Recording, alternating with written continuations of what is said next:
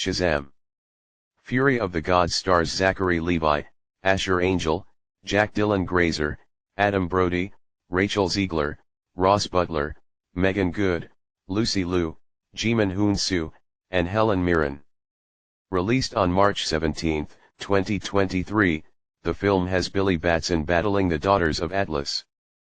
The film is directed by David F. Sandberg, who also directed Lights Out and Annabelle, Creation, and it is the sequel to the 2019 film Shazam, also directed by Sandberg. It is also the 12th film in the DC Extended Universe. The hierarchy of the DC Cinematic Universe has definitely changed, but not for the better. Despite setting up the franchise's brighter future with Henry Cavill's return as Superman, Black Adam, a spin-off featuring Shazam's rival, failed to reignite the box office flames. That alone is enough for the DCEU to make a massive overhaul, with James Gunn being hired to reboot the franchise, now known as the DC Universe. But before we see if his universe can exceed what Zack Snyder created, the folks at Warner Brothers are giving us a final farewell to the characters in the DCEU with not one, not two, but 4 installments in 2023. With Marvel giving out a lot of space between its projects, this could be an opportunity for DC to finally provide some tough competition for its rival, assuming they actually turn out to be good. The first of the DCEU's final moments before its destruction is a follow-up to a unique superhero movie involving a young boy transforming into an adult by saying his name. While it wasn't as commercially successful as the likes of Man of Steel and Wonder Woman, David F. Sandberg's Shazam managed to impress critics and audiences with its lighter and fun tone compared to the other installments' dark and epic presentations. It also marked a different approach in the filmmaker's style, as he's usually known for directing 2 horror movies before Shazam. Its success resulted in the birth of its long-awaited sequel, which has the superhero and his foster sibling team tackling a new threat from the gods themselves. Now that it's finally been released, was the movie entertaining enough to make us say his name more than once? Let's find out. The story once again follows Billy Batson, Angel, a teen who transforms into the superhero Shazam, Levi, by saying his name.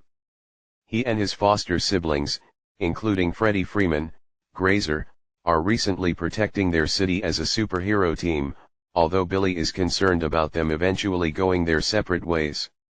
However, Billy's concerns are later put on hold when he receives word from the wizard, Hoon-soo, that the Daughters of Atlas have arrived to seek an ancient weapon that could destroy the world. The daughters consist of Calypso, Liu, Anthea, Ziegler, and Hespera, Mirren. They're also not fond of children being granted the power of the gods and have gained possession of the god's staff, making them a much bigger threat to Billy and the siblings.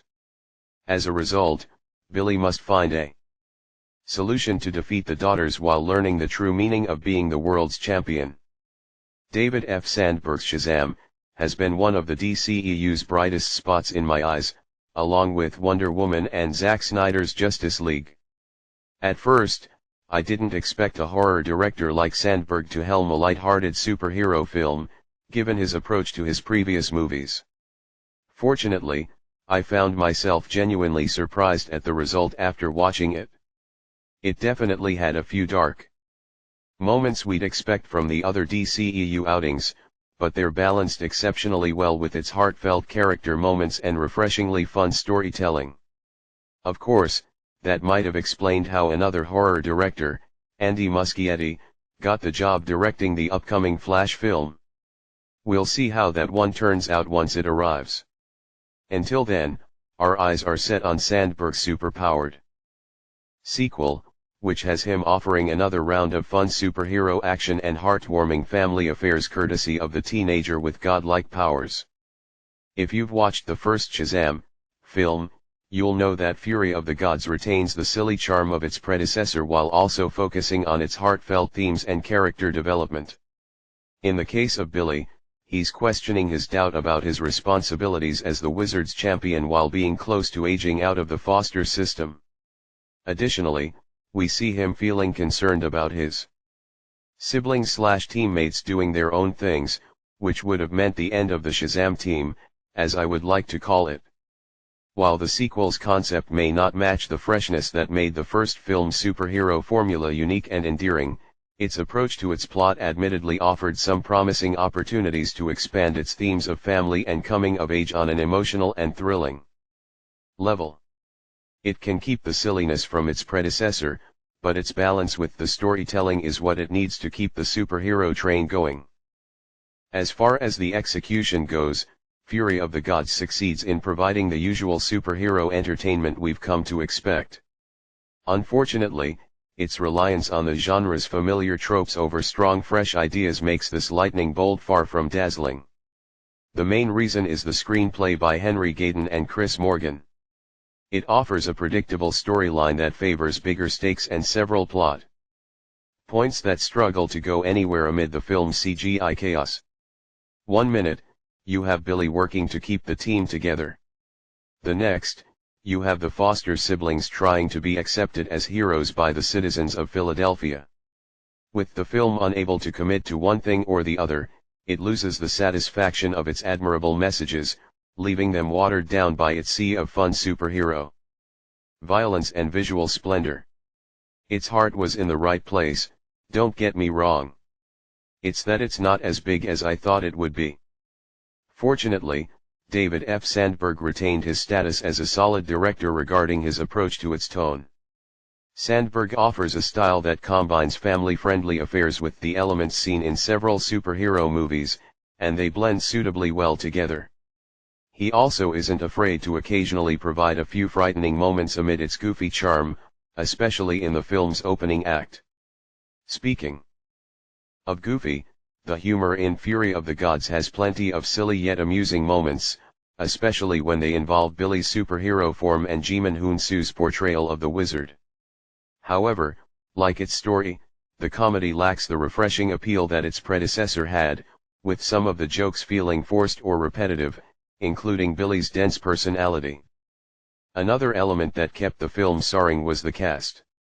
Many of the cast members returned from the first film to reprise their roles, along with some new characters, and they're unsurprisingly delightful.